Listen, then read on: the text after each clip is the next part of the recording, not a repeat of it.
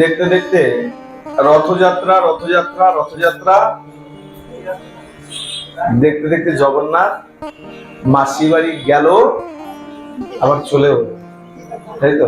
বলে আনন্দ আসবে আসবে, এটাই আনন্দ। আর আনন্দ এসে গেলে দেখতে দেখতেই সমাপ্ত।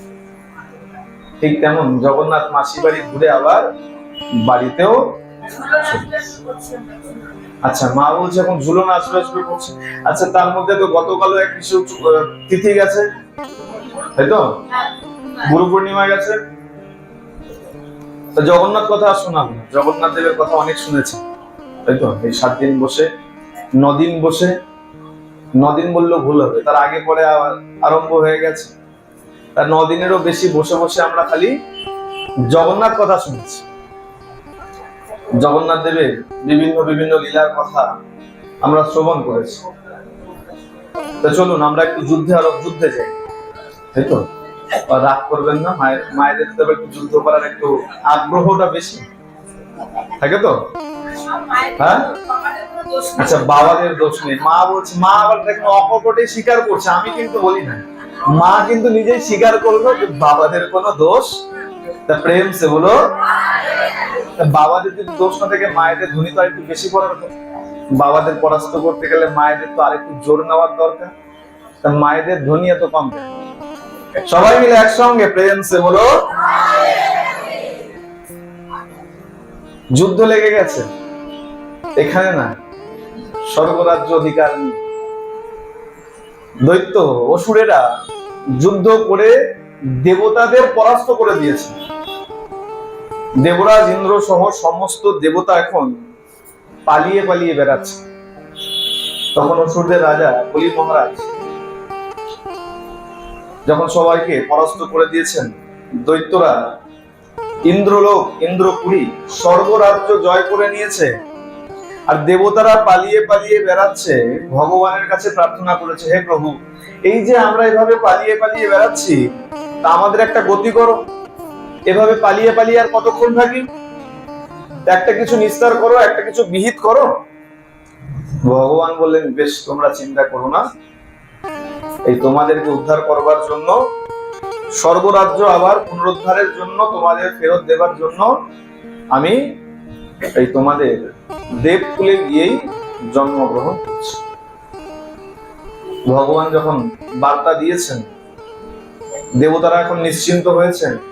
আর সেই ভগবান মহর্ষি কশ্যপ আর মাতা অদিতির গর্ভে সন্তান রূপে বামন ভগবান হয়ে জন্মগ্রহণ করেছে।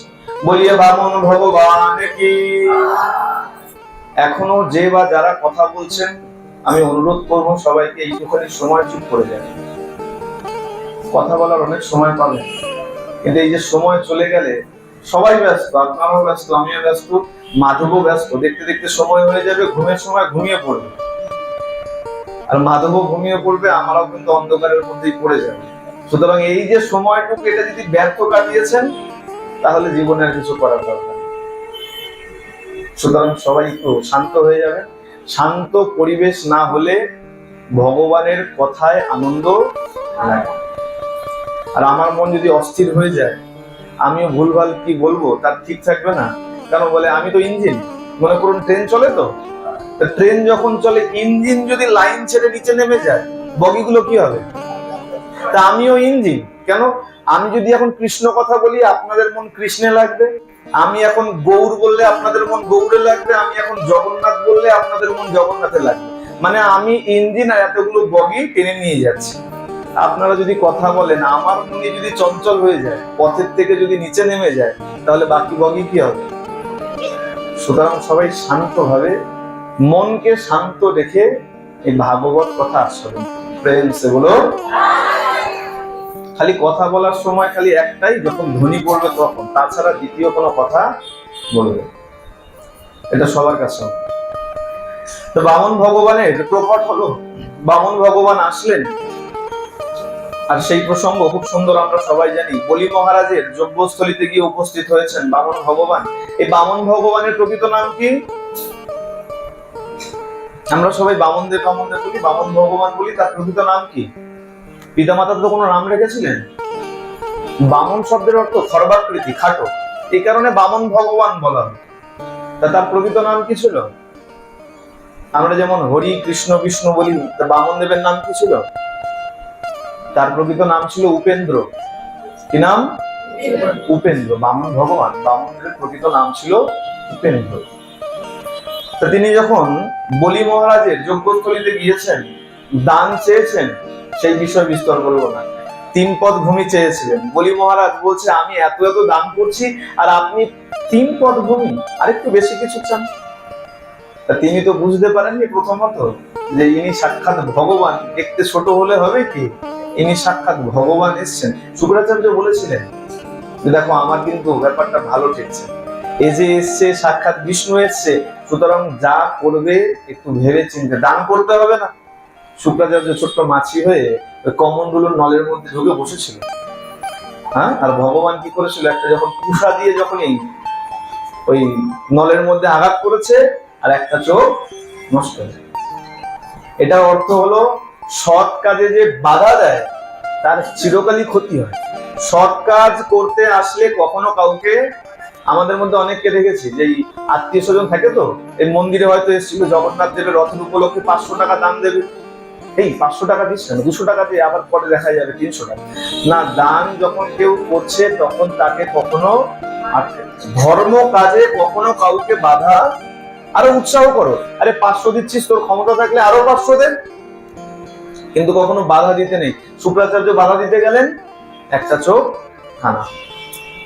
ভগবান তাকে দিয়ে তো মন্ত্র উচ্চারণ করিয়েছেন, দান চেয়েছেন, 1 পদে সমস্ত, 2 পদে সমস্ত ধরনের রসাতল ভাবে সর্বমর্ত সব মেপে নিয়েছেন, 3য় পদ বের করেছেন। আচ্ছা, তার আগে বলি মহারাজ জিজ্ঞাসা করেছেন, ভগবান বলছেন দান দাও, আরেক পদ ভূমি। বলি মহারাজ বলছে আরেকটা চরণ তাকে দেখাও। আপনি দান নিতে 5টা ব্যাগ নিয়ে এসেছেন, আর 5টা ব্যাগ একদম ভর্তি হয়ে গেছে, এখনো যদি বলেন আরেক ব্যাগ দাও, আগে তো ব্যাগ দেখাতে হবে, না হলে দান দেবো কোথায়? বলি মহারাজ বলছে আগে তো চরণটা দেখাও, তাহলে না দান দেবো। আর বলতে না বলতে ভগবানের নাভি কমল থেকে আরেকটা চরণ প্রকট হচ্ছে। আর বলি মহারাজ তেমন ভক্ত, বলে ভগবান সব জায়গায় জয়ী হতে পারে, ভক্তের কাছে কখনো জয়ী হতে পারে। বলি মহারাজ কি করলেন, বলে প্রভু দান বড় না দানি বড়? দান বড় না দানি বড়? বলছে অবশ্যই দানি বড়। বলে দানি যদি বড় হয়, এই আমার এই মস্তকটা রয়েছে, তোমার ওই 3য় চরণে আমার এই মস্তকটাকে অধিকার করে নাও। বলিয়ে ভক্ত বৎসল ভগবান কি। ভগবান চেষ্টা করে ভক্তের পরীক্ষা নিয়ে ভক্তকে পরাস্ত করা যায় কিনা, কিন্তু এই ভক্ত আর ভগবানের যুদ্ধে ভগবান কোনোদিন জেতেও নি, আর আগামীতেও কোনোদিন জিততে পারবে না। চিরকাল ভগবান ভক্তের দ্বারস্থ হয়ে, দেখেন না, ভক্ত যেমন বলে ভগবান তেমন তেমন বলে। এখন দান গ্রহণ করলেন, জয়ী হলেন, স্বর্গরাজ্য ফেরত দিয়ে দিলেন। এর পরবর্তী এক সময়ের কথা, কোনো একদিন ভগবান বামন রূপে ইন্দ্রালয়ে, ইন্দ্রের আলয়ে গিয়ে স্বর্গে গিয়ে উপস্থিত হয়েছে। যখন উপস্থিত হয়েছে, দেবরাজ ইন্দ্র আর ইন্দ্রপত্নী শচী দেখে তাড়াতাড়ি দণ্ডায়মান হয়ে গেছে, প্রণাম করেছেন, আর দাসীকে বলছে তাড়াতাড়ি যা, জল নিয়ে আয়। ভগবান এসছে চরণ ধৌত করতে হবে, গুরুদেব বাড়িতে আসলে পরে, সাধু গুরু বাড়িতে আসলে পরে প্রথম কর্তব্য প্রণাম করে আগে চরণ ধৌত করে, তাড়াতাড়ি জল নিয়ে আয়, চরণ ধৌত করতে হবে। দাসীকে গাগরি নিয়ে, কলসি নিয়ে পাঠিয়েছে। দাসী গেছে জল আনতে সরোবরে, আর জল নেওয়ার আগে যথারীতি যারা নদীতে জল আনতে গেছেন তারা জানবেন মায়েরা, ওই কলসি দিয়ে জল তোলার আগে, কলসি দিয়ে আগে বা হাত দিয়ে আগে একটু জলটাকে ঢেউ দিয়ে নেওয়া হয়, কেন? যাতে কাছাকাছি কোনো পাতা নোংরা থাকলে যেন দূরে চলে যায়। ওই দাসী করেছে কি, হাত দিয়ে যখনই জল ঢেউ দিতে লেগেছে, আর হাতের মধ্যে একটা মাছ পেয়েছে। দেখবেন বাড়িতে আপনার জানা জিনিস, আপনার পরিচিত জিনিস, কিন্তু হঠাৎ করে দেখলে পরে, আচমকা দেখলে পরে ভয় পেয়ে যায়। আর যে ব্যক্তি কখনো মাছ খায় না, মাছ ধরে না, মাছ ছোঁয় না, মাছের সংস্পর্শে আসে না, আজকে তার হাতে যদি মাছ উঠে আসে তাহলে তার অবস্থা কিরকম হয়? যখনই হাতে মাছ উঠে এসছে বুঝতে না পেরে চমকিত হয়ে তাড়াতাড়ি কি করবে, হতভম্ব খেয়ে ছুঁড়ে মেরেছে। আর ছুঁড়ে মেরেছে অদূরে ওই নদীর পাড়ে এক সাধু বসে তপস্যা করছিলেন, ধ্যান করছিলেন। আর মাছ পড়বিত পর সে সাধুর গায়ে দিয়ে দিয়েছে। যখনই মাছ পড়েছে, মাছের আঘাত যখনই লেগেছে, তপস্যা ভঙ্গ হয়ে গেছে, ধ্যান ভঙ্গ হয়ে গেছে, ক্রোধ হয়ে গেছে। কে এমন পাপী যে আমি ধ্যান করছিলাম আর আমার গায়ে কিনা মৎস্য নিক্ষেপণ করে মাছ ছুঁড়ে মেরে আমার এই ধ্যান ভঙ্গ করলো।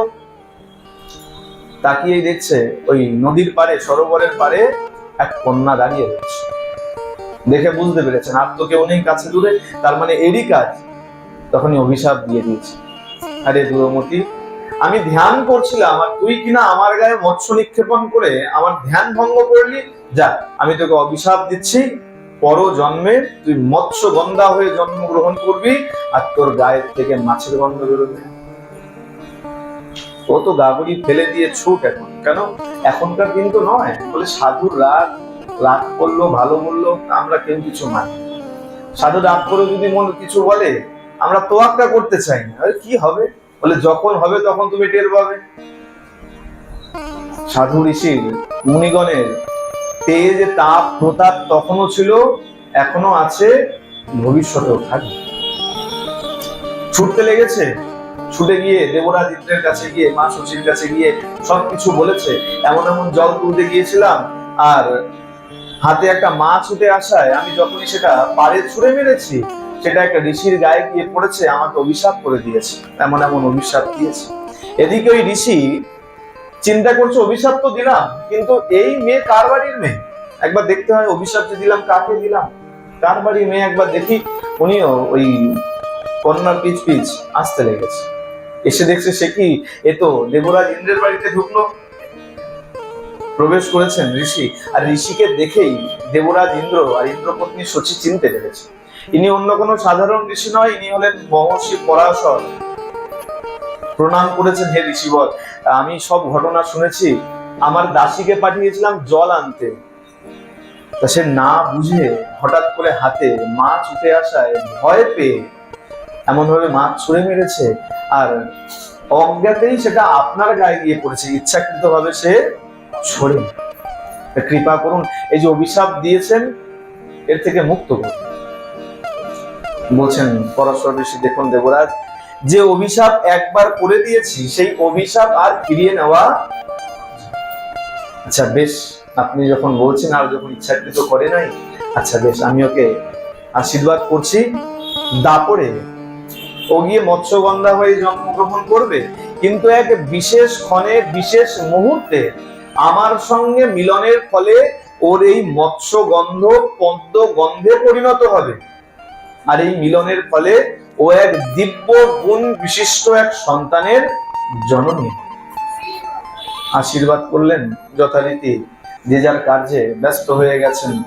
আর ঋষির অভিশাপ অনুযায়ী সেই দেবরাজ ইন্দ্রের দাসী আজকে ধীবর রাজ, দাস রাজার কন্যা রূপে জন্মগ্রহণ করলেন। যদিও আমরা শুনি দাস রাজার কন্যা, কিন্তু সে দাস রাজার প্রকৃত কন্যা ছিল না, সে ছিল এই ধীবর রাজ। ধীবর শব্দের অর্থ জেলে, যারা মাছ ধরে তাদেরকে ধীবর বলা হয়। ধীবর রাজ, ধীবরদের রাজা দাস রাজ, তার পালিত কন্যা ছিল। এই চেদি রাজ্যে বসবাস করতেন। এই চেদি রাজ্যের রাজা, তার নাম উপরিচর বসু। এই উপরিচর বসু, বোঝা যাচ্ছে তো, উপরিচর বসু। এই চেদিরাজ উপরিচর বসু অত্যন্ত কামাতুরা ছিলেন। একদিন মৃগয়া করতে গেছেন, দেখুন কেমন কামাতুরা, মৃগয়া করতে গেছেন, পশুর পেছনে ছুটছেন। পশুর পেছনে ছুটতে ছুটতে হঠাৎ পত্নীর কথা মনে পড়ে গেছে, কাম ভাব জাগরিত হয়ে গেছে, আর বীর্যস্খলন হয়ে গেছে। রাজা চিন্তা করছে বীর্যস্খলন হয়েছে, কি করা যায়। একটা পাত্রে সেই বীর্য ধারণ করে, তার একটা পোষা পাখি ছিল, দেখবেন এই বাংলা বইতনের সময় দেখা যায়, আমরা রাজরাজাদের কথাও আগে অনেক শুনেছি, পাখি পুষতো আর পায়ের মধ্যে পত্র লিখে পায়ের মধ্যে আটকে দিত, আর বলতো যাও অমুক রাজ্যে গিয়ে খবর পৌঁছে দিয়ে আয়, আর গিয়ে খবর দিয়ে আসতো। ঠিক তেমন এই রাজারও এক পোষা পাখি ছিল, আর ওই পায়ের একটা পাত্রে করে সেই বীর্য নিয়ে পাখিকে বলছে তাড়াতাড়ি যা, গিয়ে রাজধানীতে গিয়ে ওই রানীমাকে গিয়ে দিয়ে আয়। পাখি ঠোঁটে করে নিয়ে উঠতে আরম্ভ করেছে, আর যখন উঠতে আরম্ভ করেছে আরেক পাখি দেখে মনে করেছে খাবার নিয়ে যায়, ও খাবার নিয়ে যাচ্ছে, আমাকেও খেতে হবে। ও গিয়ে এখন এই খাবারের লোভে তার সাথে গিয়ে লড়াই করতে আরম্ভ করেছে, যুদ্ধ করতে আরম্ভ করেছে। আর ওই মারামারি করতে করতে ওই পাত্র থেকে বীর্য নিচে পড়ে গেছে। পড়ছে কোথায়? এরা যখন উপর থেকে উড়ে যাচ্ছে, লড়াই করছে, এরা যাচ্ছিল যমুনা নদীর ওপর থেকে। আর এই যমুনাতেই এক অপ্সরা অভিশাপের কারণে মাছ হয়ে বসবাস করছে, আর তার নাম হলো অদ্রিকা। যখনই বীর্য যমুনায় পতিত হয়েছে, ওই মৎস্যরূপী অদ্রিকা সেই বীর্যকে গ্রহণ করে নিয়েছে। যথারীতি গর্ভ হয়েছে, আর গর্ভে সন্তান এসে গেছে। এই ধীবররাজ একদিন যখন মাছ ধরতে এসছে, আর ওই অদ্রিকা রূপী মৎস্যকে ধরেছে, মাছের পেটে বাচ্চা আছে চিন্তা করে যখনই কেটেছে, মাছের পেট থেকে দুটো মনুষ্য শিশু লাভ করেছে। এটা অনেকটা এই যে আমরা গোকরণের কথা শুনি না, ভাগবতের শুরুতে ভাগবতের মহিমা, গাভী মায়ের গর্ভ থেকে গোকরণের জন্ম হয়েছিল, এটা অনেকটা ওরকম। মাছের পেট থেকে দুটো সন্তান পেলেন, আর মাছের পেট থেকে মনুষ্য শিশু পেয়ে চমকে উঠেছে।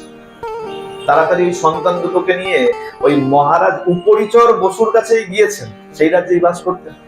মহারাজ এমন এমন মাছ ধরেছিল, আমার মাছের পেট থেকে দুটো মনুষ্য শিশু পেয়েছি, একটা পুত্র আর একটা কন্যা। মহারাজ চিন্তা করছে পুত্রটা পেলে লাভ আছে, রাজ্য শাসন করবে, রাজা হবে, অসুবিধা নাই। আচ্ছা বেশ, পুত্রটা আমাকে দাও, কন্যাটা তুমি নিয়ে যাও, লালন পালন করো, বড় করো। যথারীতি নিয়ে এসছেন। যখন আস্তে আস্তে বড় হতে আরম্ভ করেছে, যত বড় হয় গায়ের থেকে মাছের গন্ধ তত বেশি বের। বলা হচ্ছে 1 যোজন দূর থেকে পর্যন্ত তার গায়ের মৎস্য গন্ধ পাওয়া যেত, 1 যোজন দূর থেকে। এ কারণে তার নাম হয়ে গেছে মৎস্যগন্ধা। আর যেহেতু যোজন দূর থেকে গন্ধ পাওয়া যেত, তাই তার আরেক নাম হয়ে গিয়েছিল যোজন গন্ধা, মৎস্যগন্ধা বা যোজন গন্ধা। এখন ধীবররাজ বয়স হয়ে গিয়েছে, বৃদ্ধ হয়ে গিয়েছে, নৌকা পারাবারও করতেন, নৌকা পারাবার করতে পারে না। মেয়েকে বলছে, শোন মা, এই দেখ, তোকে নিয়ে সমাজে বসবাস করা বড় কঠিন, তোর গায়ের থেকে এমন দুর্গন্ধ বের হয়, মৎস্য গন্ধ বের হয়, এক কাজ কর মা, তুই বনপথে যেখানে আমি নৌকা পারাবার করি, তুই গিয়ে নৌকা পারাবার কর। কেন? বলে ওই পথ দিয়ে অনেক সাধু ঋষি মুনিগণ যাতায়াত করে, নৌকা পারাবার করে, নদী পারাবার করে, না জানি কোন ঋষির কখন কৃপা হয় আর তোর জীবনের এই অবস্থার পরিবর্তন হয়ে যায়। পিতার কথা মেনে নিয়ে ওই কন্যা ওই যমুনা, বনের মধ্যে যে যমুনা নদী, সেখানে গিয়ে নৌকা নিয়ে পারাবার আরম্ভ করেছে। আর যথারীতি সেই মহর্ষি পরাশরের বিগত জীবনের সেই আশীর্বাদ অনুযায়ী এই জীবনে যখন সে নদী পারাবার করছে, আজকেও ঠিক এই মহর্ষি পরাশর এসে ওই ঘাটে এসে উপস্থিত হয়েছে। নৌকায় উঠেছেন পার হবেন বলে, আর যখন নৌকা পার হবেন বলে উঠেছে, আর নৌকা যখন মাঝ যমুনায়, যমুনার মাঝে, তখন দিব্য যোগ এসে গেছে, শুভ মুহূর্ত এসে গেছে। এমন দিব্য যোগ এসছে, মহর্ষি গণনা করে বিচার করে দেখছে, এই যে দিব্য যোগ চলছে, এই যোগে যদি কেউ সন্তান ধারণ করে, তাহলে পরে সে দিব্য গুণ বিশিষ্ট হবে। কিন্তু সন্তান ধারণ কে করবে? দিব্য যোগ চলছে, চারিদিকে তাকিয়ে দেখছে, আর তো কেউ নেই। ওমা, নৌকা যে পারাবার করছে, সে যে একজন পুরুষ নয়, সে যে একজন নারী, এক কন্যা। তাকে ডেকে বলেছে, শোনো, এখন যে দিব্য যোগ চলছে, এই যোগে যদি তুমি সন্তান ধারণ করো, এই সন্তান দিব্য গুণ বিশিষ্ট হবে। তুমি কি সেই সন্তান ধারণ করতে চাও? সে মৎস্যগন্ধা হাত জোর করে বলছে, হে ঋষিবর, যাকে সমাজ স্বীকার করেনি, তাকে কি আপনি স্বীকার করবেন? যার গায়ের থেকে মাছের গন্ধ বের হয়, যাকে সমাজ স্বীকার করেনি, আপনি তো ঋষি, আপনি কি করে স্বীকার করবেন? আপনি কি স্বীকার করবেন? বলে, হ্যাঁ, আমি তোমাকে স্বীকার করবো। বলে, আরেকটা কথা আছে কি, আমি এখনো কুমারী, আপনার সঙ্গে মিলনের ফলে আমার তো কুমারিত্ব নষ্ট হয়ে যাবে। বলে না, চিন্তা করো না, আমার আশীর্বাদে তোমার কুমারিত্ব অটুট থাকে, নষ্ট হবে। বলে তা না হয় হলো, কিন্তু খোলা আকাশের নিচে কি করে সম্ভব? যদি কেউ চলে আসে? বলে বেশ, চিন্তা করো না। ওই মহর্ষি পরাশর নিজ তপবলে ওই যমুনা নদীর মাঝে এক দ্বীপের নির্মাণ করলো। আর কি করলো? ওই দ্বীপটাকে কুয়াশা দিয়ে পুরো আচ্ছন্ন করে দিল, যাতে বাইরে থেকে ভিতরে কি ঘটনা ঘটছে কেউ দেখতে না পায়।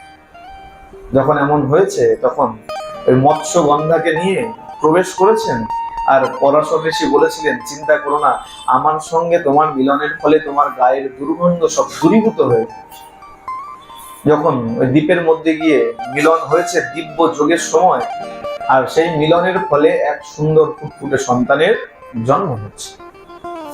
এই দ্বীপে জন্ম হলো, তাই তার নাম হলো দ্বৈপায়ন। আর কৃষ্ণ বর্ণের ছিল, কালো বর্ণ ছিল গায়ে, তাই তার নাম হলো কৃষ্ণ। দুয়ে মিলে নাম হলো কৃষ্ণ দ্বৈপায়ন। এখনো তার নামের যে আরেকটা ভাগ আছে, সেই ভাগটা এখনো আসে, তাকে আমরা বলি কৃষ্ণ দ্বৈপায়ন বেদব্যাস। এখনো বেদব্যাস হয় না, জন্ম হয়েছে। কোথাও কোথাও শোনা যায় জন্মের সময় তার পিতা তাকে নিয়ে চলে গিয়েছেন, অর্থাৎ পরাশর ঋষি সন্তানকে নিয়ে চলে গিয়েছে। কোথাও বলে না, 6 বছর বয়স পর্যন্ত মায়ের কাছে লালন পালন হয়েছে। এই মায়ের কাছে যখন ছিল, পিতার এত গুণাগুণ শুনেছে, তিনি মহর্ষি, তার তপস্যার কথা শুনেছে। মনে মনে তারও ইচ্ছা হয়েছে পিতাকে দর্শন করব, পিতার মতন আমি সাধন ভজন তপস্যা করব। যথারীতি 6 বছর যখন কেটে গেছে, এক সময় পরাশর ঋষি এই তীর্থ ভ্রমণ করতে করতে আবার ওই মৎস্যগন্ধা, তার তখন পদ্মগন্ধা হয়ে গেছে। যথারীতি মিলনের ফলে তার গায়ের মৎস্যগন্ধ দূরীভূত হয়ে পদ্মগন্ধে পরিণত হয়েছে। আগে যার গন্ধ শুকলে পরে সবাই দূরে চলে যেত, এখন তার গন্ধে সবাই আকৃষ্ট হয়ে। পরাশর ঋষি এসছেন, আর এসে আবার যখন সাক্ষাৎ হয়েছে, তখন তার নাম হয়ে গেছে সত্যবতী। পরবর্তীতে নাম হয়ে গেছিল সত্যবতী। এই সত্যবতীর সঙ্গে যখন আবার সাক্ষাৎ হয়েছে, সন্তানকে বলেছে, এই দেখ পিতা পিতা বলতিস, এই হলো তোর সেই পিতা। পিতাকে দেখে তার তো ভক্তি জেগে গেছে। মহর্ষি প্রণাম করেছে, পিতার পরিচয় পেয়েছে, পিতার সঙ্গে সাক্ষাৎ হয়েছে, মিলন হয়েছে। পিতাকে বলছে, পিতা আমিও আপনার সঙ্গে যাব। বলে, শোন বাবা, আমার সঙ্গে একমাত্র আমার শিষ্যরাই যেতে পারে, আর কেউ না। ওই ছোট্ট সন্তান বলছে, বেশ, তাহলে এক কাজ করুন, আমাকে মন্ত্র দিন, আমাকে শিষ্য করে নিন। আপনার সঙ্গে যখন আপনার শিষ্যরাই যেতে পারে, তা আমি যদি আপনার শিষ্য হয়ে যাই, তাহলে তার কোনো আপত্তি থাকবে না। পরাশর ঋষি দেখছে বিচক্ষণ বুদ্ধি। আর তিনি তো জানতেন দিব্য যোগে যখন জন্ম হয়েছে, এই শিশু দিব্য গুণ সম্পন্ন। তখন তিনি মেনে নিয়েছেন। বেশ, তখন পরাশর ঋষি এই কৃষ্ণ দ্বৈপায়নকে সঙ্গে নিয়ে চলে যায়। কিন্তু কোন মা পারে 6 বছরের শিশুকে ছেড়ে থাকতে? কিন্তু বলে, দেখো, কিছু ভালো পেতে গেলে পরে কিছু কষ্ট ভোগ করা দরকার আছে। বেশি আদর দিলে, বলে না, আদরে আদরে কি হয়? যা বললেন আপনারাই বলেন, আমি কিছু জানি না। আমি তো বলে ভেবেছিলাম ভালোই বলে সব ভালোই হবে, বাদর হবে তো বুঝতে পারি। তা সন্তানকে মানুষ করতে গেলে পিতা মাতাকে কষ্ট অবশ্যই স্বীকার করতে হবে। সত্যবতী মেনে নিলেন। সন্তান বলে গেলেন, মা চিন্তা করো না, ভবিষ্যতে আমাকে যদি কখনো কোনো প্রয়োজন পড়ে, তুমি স্মরণ করবে, আমি এসে উপস্থিত। আমি যাচ্ছি পিতার সাথে সাধন ভজন করতে, তপস্যা করতে। যদি কখনো আমাকে প্রয়োজন পড়ে, তুমি স্মরণ করবে, আমাকে স্মরণ করলেই আমি এসে উপস্থিত হব। বলে চলে গেলেন। আর দিব্য গুণ সম্পন্ন ছিলেন। দেখতে দেখতে অল্প দিনের মধ্যেই শাস্ত্রজ্ঞ হয়ে গেলেন। পিতার থেকে সমস্ত রকম শাস্ত্র তিনি অধ্যয়ন করে নিলেন। বেদ ছিল একটা, এখন তো আমরা 4টে ভাগ দেখেছি। প্রথমত বেদ ছিল একটা। বুঝতে পারলেন যে আগত কলিযুগে কলিহত জীব এই এক বেদকে নিয়ে কিছু করতে পারবে না, কিছু উদ্ধার করতে পারবে না। এই বিশাল বেদ এই সমুদ্রের মধ্যে কেবল হাবুডুবু খাবে। ব্যবহারের সুবিধা অনুযায়ী তিনি একটা বেদকে ভেঙে চার ভাগে বিভক্ত করলেন। এটাকে বলা হয় বিন্যাস, বেদ বিন্যাস। এই যে বিন্যাস করলেন, এর থেকে তার নাম হয়ে গেল বেদব্যাস। এখানে এসে তার সম্পূর্ণ নাম দাঁড়ালো কৃষ্ণদ্বৈপায়ন বেদব্যাস। বলিয়ে বেদব্যাস ভগবান কি, প্রেম সে বলো। এখন প্রশ্ন, তিনি তো মৎস্যগন্ধা, পদ্মগন্ধা, সত্যবতীর গর্ভে জন্মালো, তাহলে আমরা ব্যাসদেব ভগবান কেন বললাম? তিনি হলেন ভগবানের আবেশ অবতার।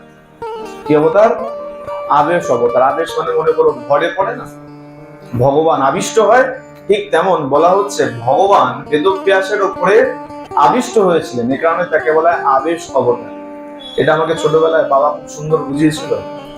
তা সব জায়গায় শুনতাম আবেশ অবতার, আবেশ অবতার। তো জিজ্ঞাসা করেছিলাম আবেশ অবতার কি? অনেক রকমের অবতার আছে ভগবানের, গৌণ অবতার, মুখ্য অবতার।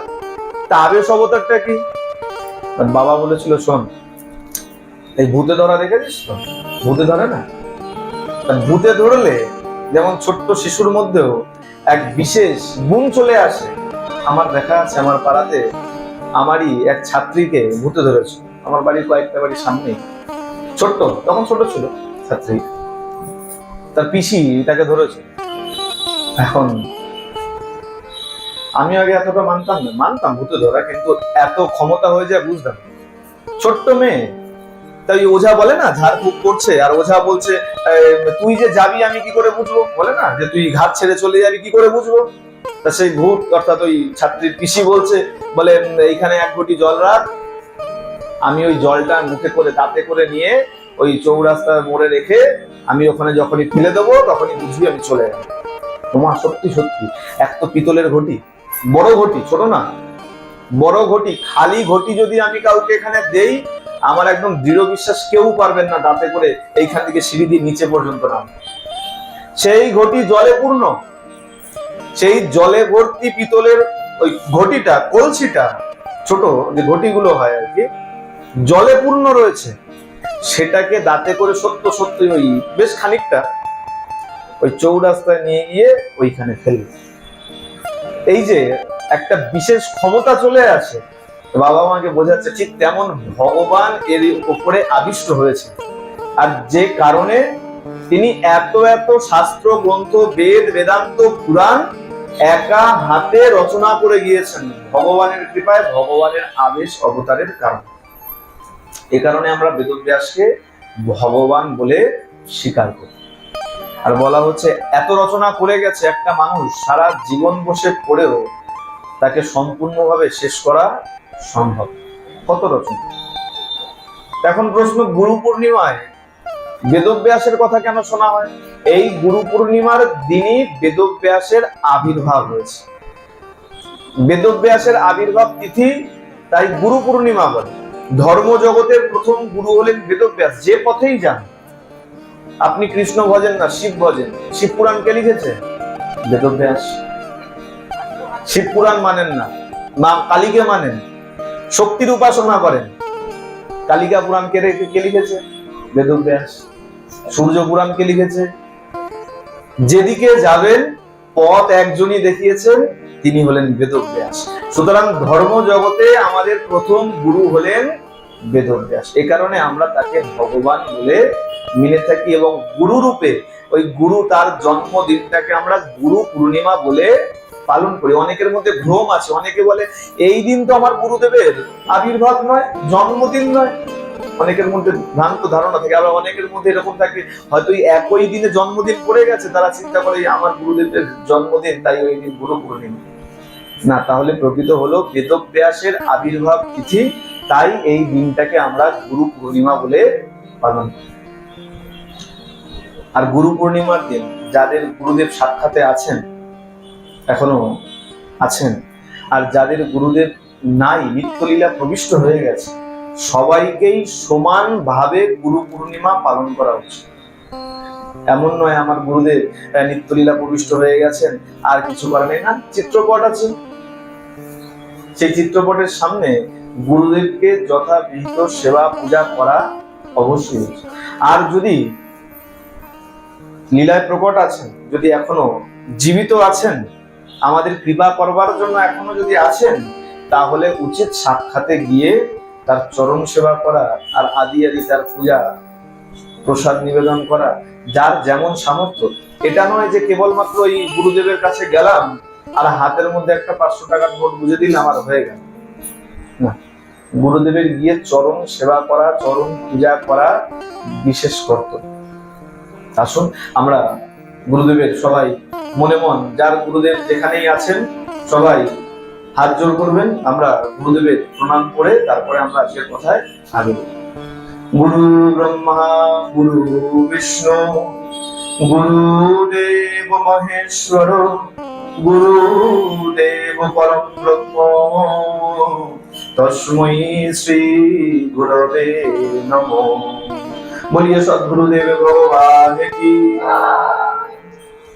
এভাবে বেদব্যাসের আবির্ভাব হলো এবং তিনি, তারপরে তো অনেক কথা আছে, বেদব্যাসের কথা তো আর কম নয়। অনেক অনেক পুরাণ রচনা করলেন, 17 পুরাণ রচনা করে নিলেন, মনে শান্তি নাই, বসে আছেন বদ্রিকা আশ্রমে। আর দেবর্ষি নারদ, তিনিও কিন্তু বেদব্যাসের গুরুদেব। তিনি এসে দেখছেন বিষণ্ণ চিত্তে বেদব্যাস বসে। কি ব্যাপার, এমন বিষণ্ণ হয়ে কেন বসে আছো? গুরুদেব, 17 পুরাণ রচনা করেছি কিন্তু মনে শান্তি নাই, এত এত পথ দেখিয়েছি আগত কলিজীবকে, তারপরেও আমার মন যেন শান্ত হচ্ছে। বলে শোনো, তুমি পথ তো দেখিয়েছো, পথ দেখিয়ে এই কলির জীবকে আরো বিভ্রান্তি সৃষ্টি করে দিয়েছো। এত এত পথ দেখিয়েছো, এখন কে কোন পথে যাবে আর কোন পথ নিয়ে অগ্রসর হবে, এই নিয়ে সবার মধ্যে একটা দ্বিধাদ্বন্দ্ব থাকে।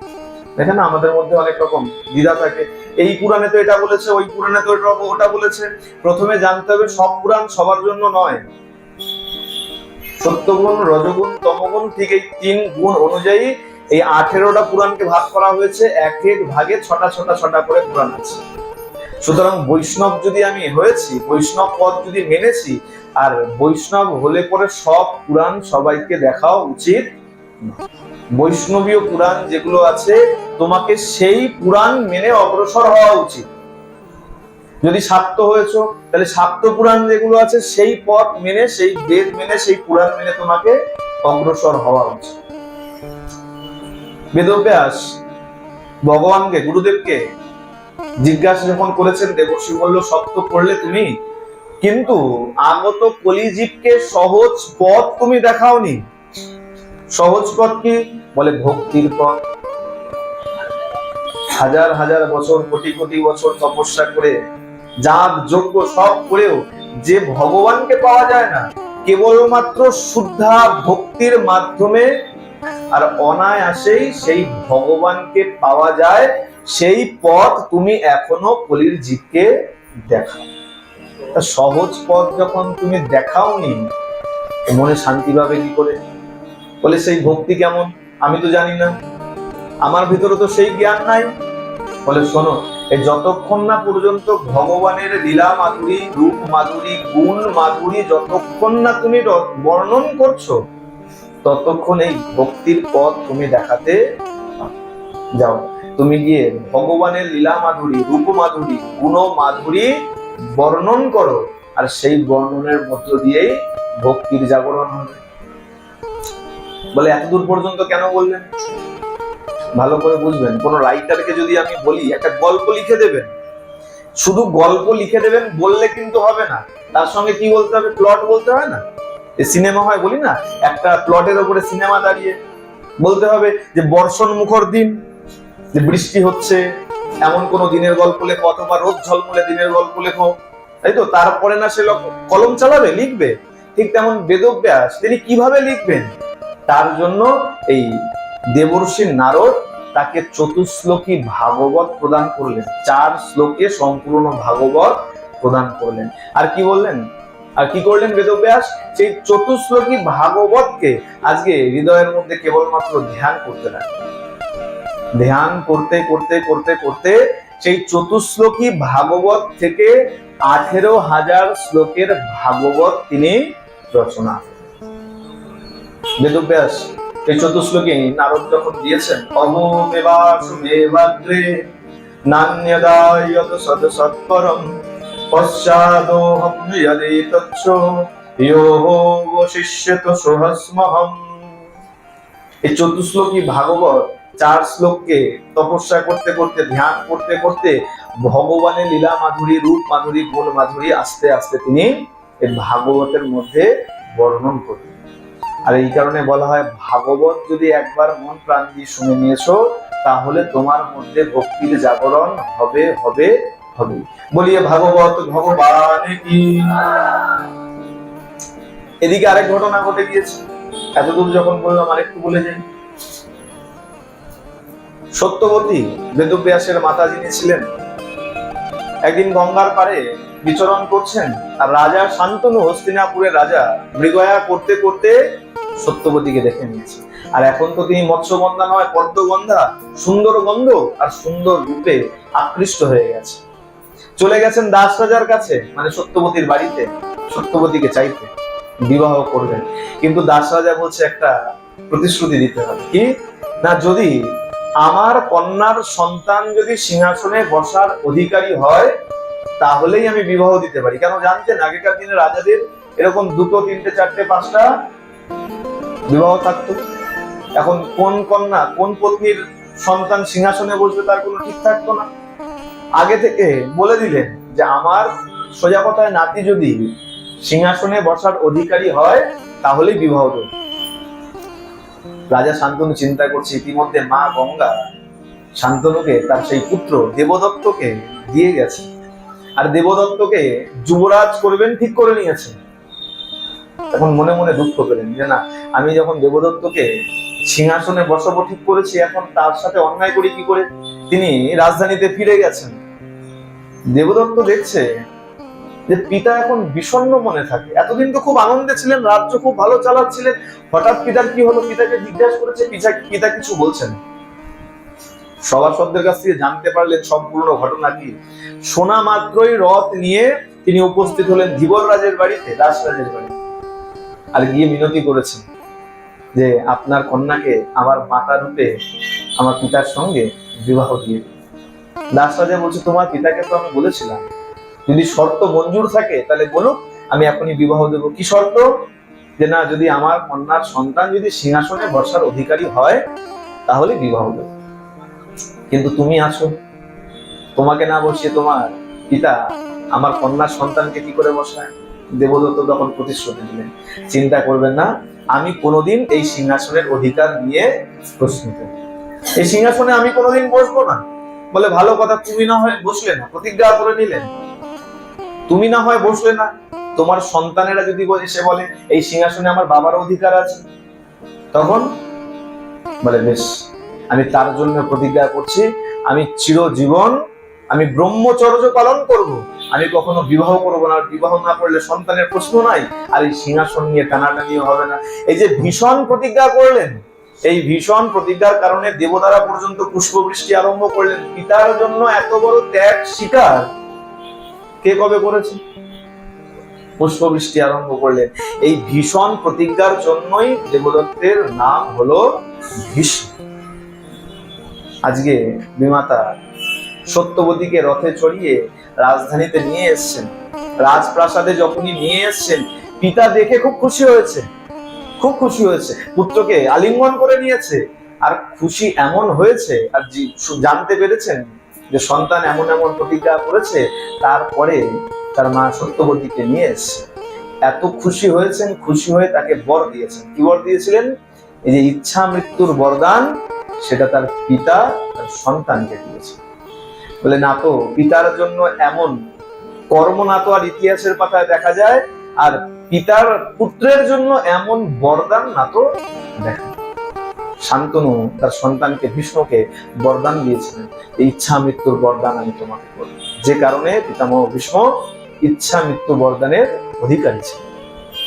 যথারীতি ভগবানের তো লীলা, যথারীতি সত্যবতীর 2 পুত্র হলো, চিত্রাঙ্গদ আর বিচিত্রবীর্য। চিত্রাঙ্গদ যুদ্ধ করতে গেল, এক সময় এক যক্ষের হাতে প্রাণ হারালো, মারা গেল।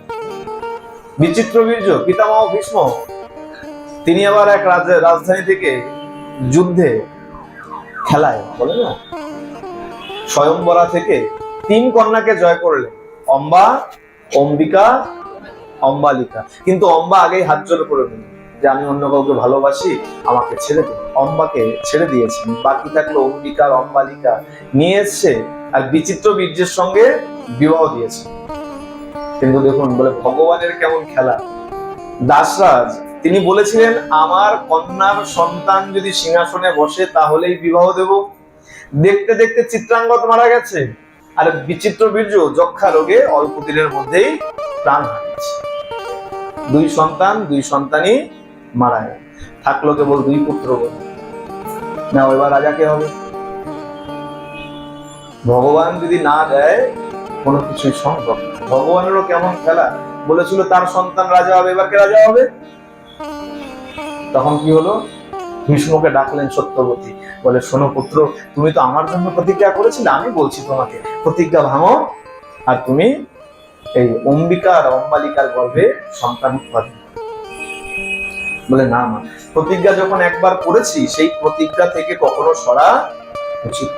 একবার যখন প্রতিজ্ঞা নিয়ে নিয়েছি, আমি এই প্রতিজ্ঞায় অটল থাকবো। আমি আপনার পিতাকে আমি কথা দিয়েছি, আমার পক্ষে সম্ভব না। বলে তাহলে এত বড় রাজধানী, এত বড় রাজ্য কে চালাবে? সন্তান কোথায় আমার? 2 পুত্রবধূ আছে আর সন্তান নাই, নাতি নাতনি নাই, কি হবে তাহলে? তখন সত্যবতী বলছেন শোনো পুত্র, বিবাহের পূর্বে আমার একটা ঘটনা আছে। মহর্ষি পরাশরের কৃপায় আমার এক সন্তান আছে। সমস্ত ঘটনা বলেছেন, তার নাম কৃষ্ণ দ্বৈপায়ন। আর এক কাজ করো তাহলে, তাকে ডাকো, সে এসে অম্বিকার অম্বালিকার গর্ভে সন্তান উৎপন্ন করে। কলিযুগের আগে এই বিধান ছিল, অশ্বমেধম গবালভ্যম সন্ন্যাসম ফলপৈতৃকম দেবরেণ সুততপত্তি কলৌ পঞ্চ বিবর্জয়ে। অশ্বমেধ যজ্ঞ, গবালভ্যম গোমেধ যজ্ঞ, সন্ন্যাসম, সন্ন্যাস মানে একদণ্ডী সন্ন্যাস, এখন যে সন্ন্যাস চলছে সেই সন্ন্যাস নয়। সন্ন্যাসম ফলপৈতৃকম, ফল মানে মাংস। এ কারণে আগেও মনে একদিন বলেছিলাম, ভগবানকে যখন পুষ্পান্ন দেওয়া হয়, পুষ্পান্ন ভোগ দেই না, অনেকে বলি পোলাও ভোগ দেই, ভুল করে এই শব্দ প্রয়োগ করবেন না। পোলাও শব্দের অর্থ ফল মিশ্রিত অন্ন, ফল মানে মাংস, মাংস মিশ্রিত অন্ন, তাকে বলা হয় পলান্ন। সেই শব্দ আস্তে আস্তে অপভ্রংশ, অপনিহিতি হয়ে সেটা হয়ে গেছে পোলাও। সুতরাং আমরা ভগবানকে সেটা দেই না, আমরা কি দেই? পুষ্পান্ন নিবেদন করি। ঠিক আছে, আগে নিয়ম ছিল পলান্ন, শুদ্ধ মাংস ওই শ্রাদ্ধে অর্পণ করা হতো, সেইটাও কলিযুগে বাদ। আর দেবরেণ সুতোৎপত্তি, দেওর কর্তৃক সন্তানের পত্নীর গর্ভে, ছোট সন্তান বা বড় সন্তানের পত্নীর গর্ভে সন্তান উৎপাদনও এই কলিযুগে বর্জিত।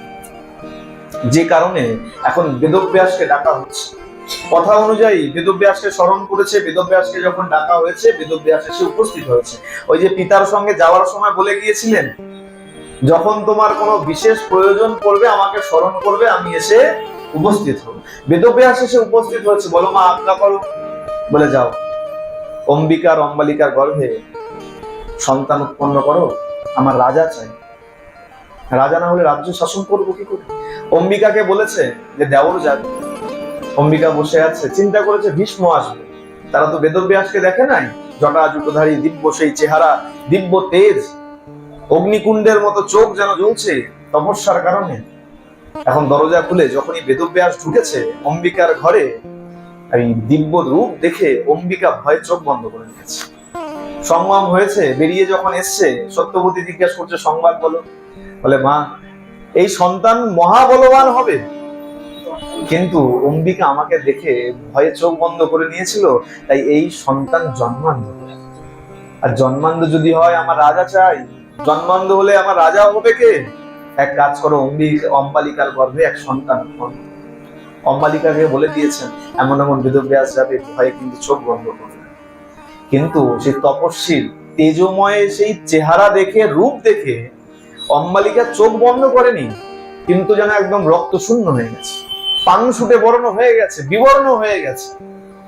সঙ্গম হয়েছে, যখন বাইরে এসছে মা বলছে সংবাদ বলো। বলে মা, এই সন্তানও শক্তিশালী হবে, কিন্তু পাণ্ডুর রোগগ্রস্ত হয়। যদি এরকমই হয় আমার রাজা চাই, রাজা কোথা থেকে আসে? আবার বলেছে অম্বিকাকে আর অম্বালিকাকে আরেকটা করে সন্তান জন্ম দাও। তারা দুজনেই হাত জোর করে নিয়েছে। আর তখন মা কি করেছেন, এক দাসীকে সুন্দর করে বুঝিয়ে বেদব্যাসের কাছে পাঠিয়েছেন। আর দাসী ভক্তি ভরে বেদব্যাসের সঙ্গে মিলিত হয়েছে। এর ফলে তার গর্ভ থেকে একটা খুব সুন্দর সন্তানের জন্ম হয়েছে। এইভাবে 3 সন্তানের জন্ম হলো। প্রথম যে অন্ধ হলো তার নাম আমার মনে হয় না আলাদা করে বলার প্রয়োজন আছে, কি নাম? ধৃতরাষ্ট্র। দ্বিতীয় পাণ্ডুর রোগগ্রস্ত পাণ্ডু, আর তৃতীয় বিদুর। এই 3 জন হলেন এই মহাভারতের 3 স্তম্ভ।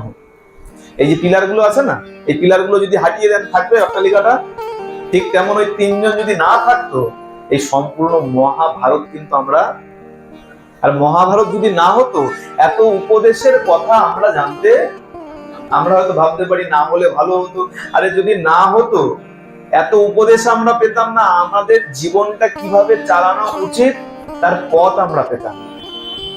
যথারীতি এই বেদব্যাস সেই সন্তানদের জন্ম দিলেন আর নিজের হাতেই সেই মহাভারত রচনা করলেন। অক্ষয় তৃতীয়াতে শুনেছিলাম না, গণেশের সাথে চুক্তি করে নিয়েছিল। কি চুক্তি ছিল?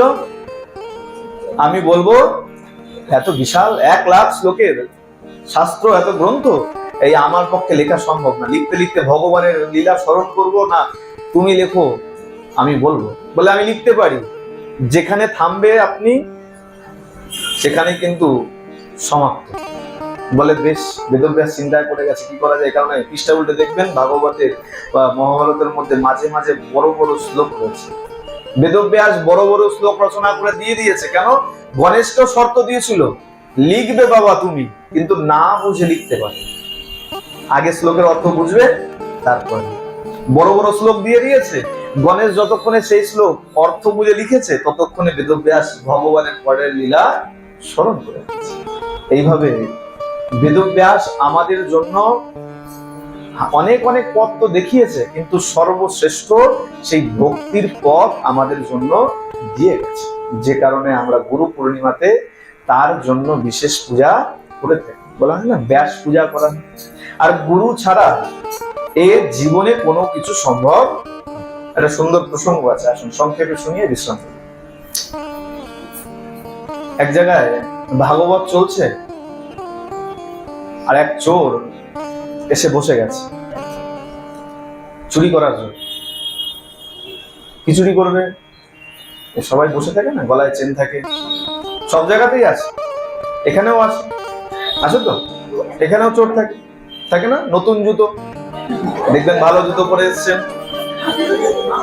আর শুধু তাই না, দেখবেন ওই কোলে পয়সা রেখে নিয়ে বসেন তো।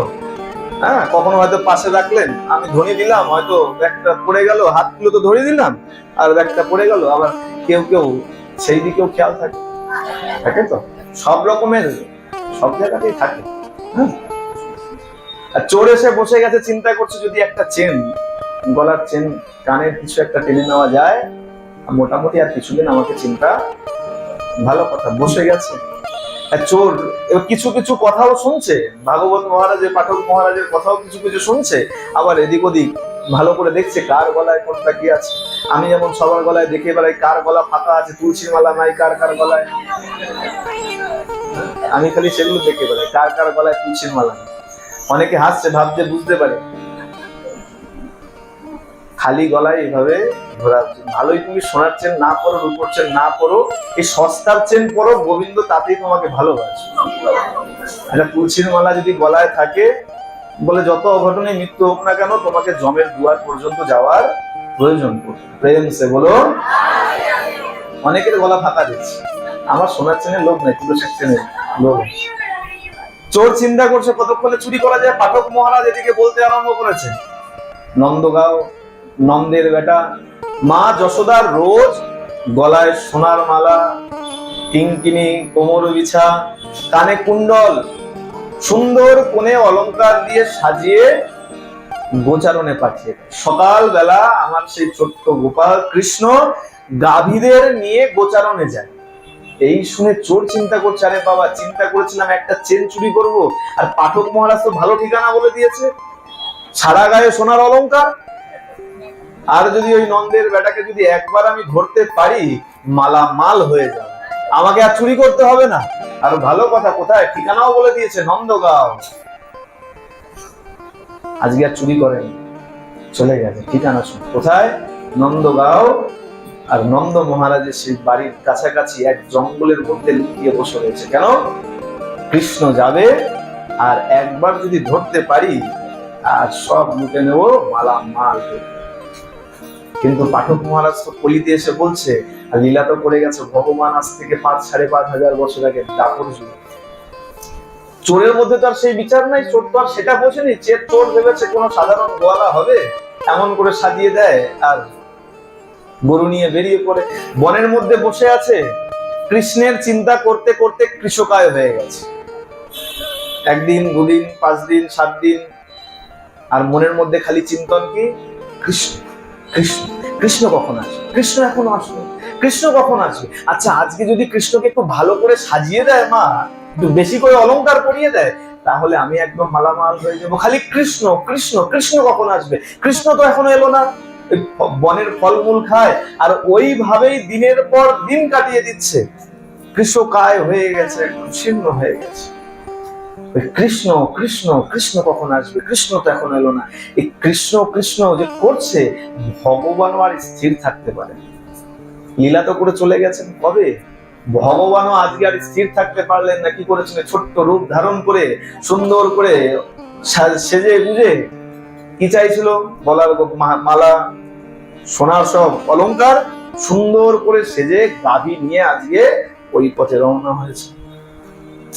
যখনই রওনা হয়েছেন, চোর যেই মাত্র দেখেছে, চিনতে পেরে গেছে। পাঠক মহারাজ বলেছিলেন, কালো কৃষ্ণ বর্ণের দেখতে হবে, ছোট্ট নাদুস নুদুস, আর সর্বাঙ্গে ঝলমল ঝলমল করছে অলংকার, আর গাভীদের মধ্যে তিনি শিরোমণি হয়ে গাভী চরণ করতে গোচারণে যাবে।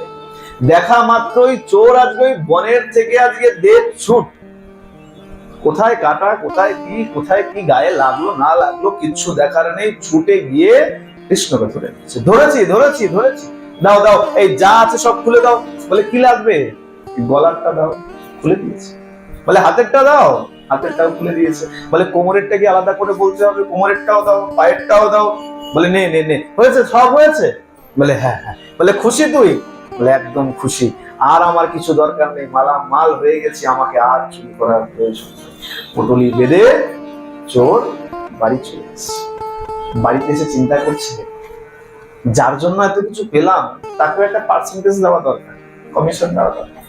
পাঠক মহারাজ আমাকে ঠিকানা বলে দিয়েছে, না হলে তো পেতাম না, তাকেও কিছু কমিশন দেওয়া দরকার, দক্ষিণা দেওয়া দরকার। কি করেছে, তার থেকে 2-4টে নিয়ে আজকে পাঠক মহারাজের বাড়িতে হাজির হয়েছে। মহারাজ মহারাজ, বলে হ্যাঁ বলো। পাঠক মহারাজ যেরকম আমাদের মতো ভাবি, হয়তো পাঠের জন্য এসে ভেবেছে পাঠের অনুষ্ঠান আছে। হ্যাঁ বলো বলো। মহারাজ, আপনার জন্য আমি অনেক সম্পত্তি পেয়েছি, তা মনে করলাম আপনাকে কিছু দক্ষিণা দেওয়া উচিত, তা দক্ষিণা নিয়েছি। বলে হ্যাঁ দাও। ভেবেছি কিছু অর্থ করি দেবে।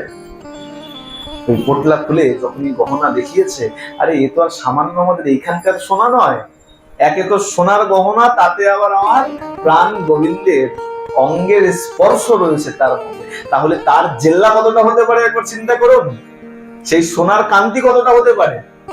পাঠক মহারাজ দেখে ভয় পেয়ে গেছে, বুঝতে পেরেছে কোথাও থেকে মনে হয় চুরি করেছে, আর এনেছে এই পাপের বোঝা আমার ঘাড়ে ঢালার জন্য।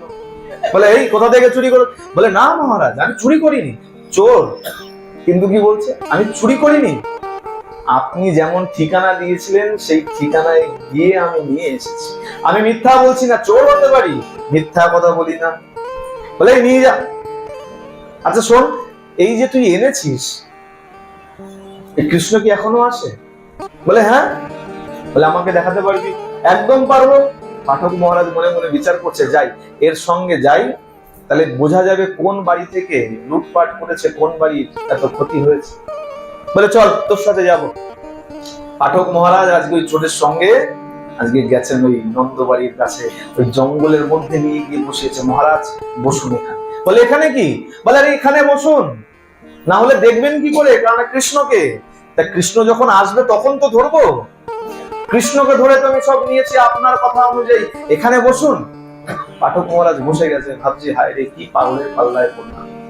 একদিন, দুদিন, 3 দিন যায়, সে তো অভ্যস্ত হয়ে গেছে, না খেয়ে খেয়ে, গাছের ফলমূল খেয়ে। পাঠক মহারাজের ক্ষুধা লেগে গেছে, বলে এই তুই থাক, আমি চললাম। ওই চোর বলছে ধৈর্য রাখো, আসবে। নিষ্ঠা রাখো, ধৈর্য রাখো, ধৈর্যই হলো নিষ্ঠা। গুরুর বাক্যে যদি ধৈর্য না থাকে, নিষ্ঠা না থাকে, গোবিন্দকে তুমি এ জীবন কেন আরো 100 জীবন চাইলেও তুমি পাবে। চোর বলছে ধৈর্য রাখো, বসে আছে আর কদিন। আর চোর মনে মনে কি বলছে, হে ভগবান, কৃষ্ণকে পাঠাও, কৃষ্ণকে পাঠাও, না হলে আমার মুখ থাকে না। পাঠক মহারাজকে এত বড় মুখ করে এনে বসিয়েছি, আর যদি কৃষ্ণ না আসে আমার মুখ কোথায় যায়। হে ভগবান, কৃষ্ণকে পাঠাও, কৃষ্ণকে পাঠাও। ওই কৃষ্ণ কৃষ্ণ করতে করতে গোবিন্দ আজকেও আর থাকতে পারে।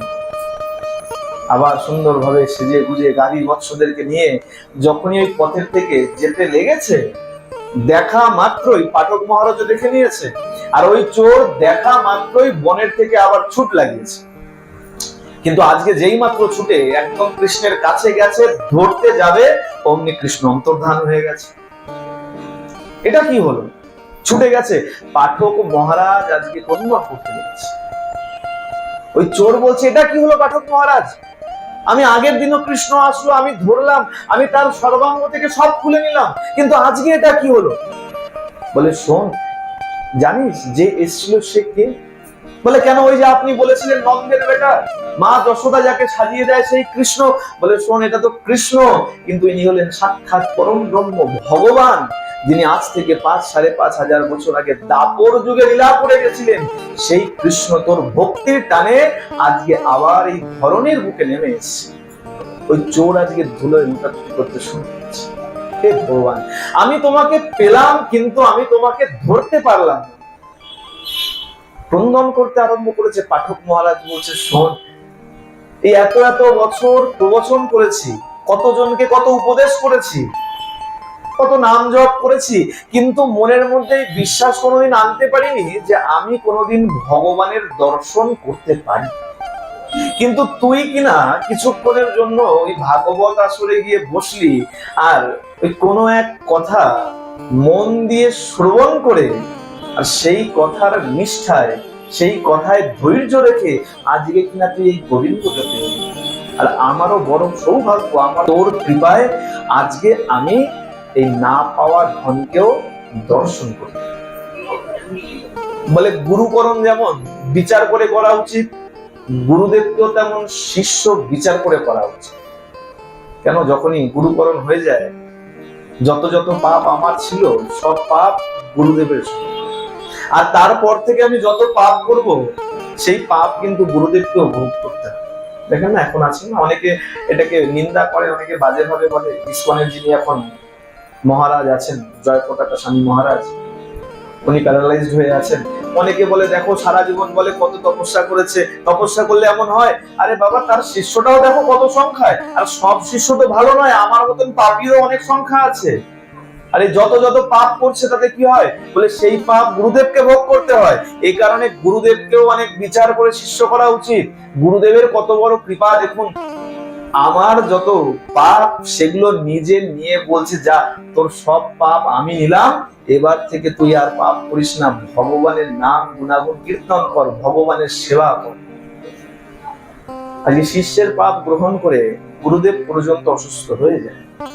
তাহলে গুরুকরণ যেমন বিচার করে করা উচিত, তেমন গুরুদেবকেও শিষ্য একটু দেখে শুনে করা, কারণ যত পাপ করবে সেই পাপও কিন্তু ভোগ করতে। এ কারণে এই বলা হয় না, খুব সুন্দর বলো না, শ্রী গুরু চরণ পদ্ম। খুব সুন্দর এই পদে বলা হচ্ছে শ্রী গুরু চরণ পদ্ম। বলা হয়নি শ্রী গুরু চরণ গোলাপ ফুল, রজনীগন্ধা, সূর্যমুখী। পদ্ম কেন বললো? পদ্ম কেন বললো? রজনীগন্ধা বলতে পারতো, খুব সুন্দর গন্ধ বেরোয়। সূর্যমুখী বলতে পারতো, একটু বড় সড়ো ফুল। পদ্মই কেন বললো? হ্যাঁ, গোবিন্দের প্রিয় ফুল না? আচ্ছা, পদ্মকে কোনোদিন জলের ভিতরে ডুবে যেতে দেখেছেন? জল যখন বাড়ে, জলের স্তর, পদ্ম কি করে? তার মৃণালকে, ডাটিকে আরো বাড়িয়ে জলের উপরে উঠেছে। হ্যাঁ, ঠিক তেমন এই যে সংসারটা, এটা তো পাপের সমুদ্র। হ্যাঁ, কিন্তু গুরুদেবের চরণ হলো কমল, পদ্ম ফুল। আচ্ছা, যে মৌমাছি, যে ভ্রমর ওই পদ্মের উপরে গিয়ে বসে, সে কোনোদিন জলে ডোবে? কি হয়, যখন জলের স্তর বাড়ছে, পদ্ম উপরে উঠছে, আর ওই ভ্রমর কিন্তু নিশ্চিন্তে তার উপরে বসে আছে। এই সংসার সমুদ্রের মধ্যে আমরাও ভ্রমরের মতো হাবুডুবু খাচ্ছি। কিন্তু যখন আমি গুরুদেবের চরণকে আশ্রয় করব, এই সংসারের যতই পাপ থাক, যতই মায়া থাক, এই সব পঙ্কিলতাকে গুরুদেব তার এই চরণ পদ্মে ঠাই দিয়ে আমাদেরকে ওই তার থেকে তুলে তুলে রাখবেন, বাঁচিয়ে বাঁচিয়ে রাখবেন। ডুবতে দেবেন না, কখনো মায়ার মধ্যে হাবুডুবু খেতে তিনি দেবেন না। এই কারণে বলা হয়েছে শ্রী গুরু চরণ পদ্ম। বোঝা গেল? যার চরণটাই পদ্ম, তাহলে তার বাকি অঙ্গের কৃপা কতটা হতে পারে। এ কারণে গুরুর প্রতি নিষ্ঠা যদি না রাখো, এই জীবন কেন কোনো জীবনে তুমি গোবিন্দকে পেতে পারো। বলিয়ে সদ্গুরুদেব ভগবান কি। যার যে গুরুদেব আছে, যারা গুরুকরণ করেছেন, গুরুকরণ হয়ে যাওয়ার পরে আর কিন্তু কোনো বিচার রাখতেন। গুরুকরণ হয়ে গেছে, যে গুরু করে নিয়েছেন, তার মধ্যে কোনো পাপ, কোনো অপরাধ এইসব কিন্তু ভুলেও দেখতে নাই। গুরুদেব যা করছেন তিনি সমর্থবান, তিনি করতে পারেন, এই বিচার রেখে সেগুলোকে ঘুরে যেতে হয়, সেগুলোকে ভুলে যেতে হয়। একটা পুকুরের মধ্যে একটা কুকুর, মরা কুকুর ভাসছে, আপনাকে যদি বলি যাও ওই পুকুরের থেকে ওই পুকুরের জলে গিয়ে স্নান করো, কেউ করবেন? কেউ করবেন? গঙ্গায় স্নান করেন? গঙ্গা দিয়ে কি ভেসে যায়? তাহলে কেন স্নান করেন? তিনি সমর্থবান, তিনি সমর্থবান, পবিত্র নয়, তারা কিন্তু সমর্থবান। মায়ের সামর্থ্য আছে বলেই তিনি সবার পাপ তিনি গ্রহণ করছেন। ঠিক তেমন গুরুদেব বলেন সমর্থবান। গুরুকরণ যখন করে নিয়েছো, তখন জানতে হবে গুরুদেব সমর্থবান, তার মধ্যে কোনো দোষ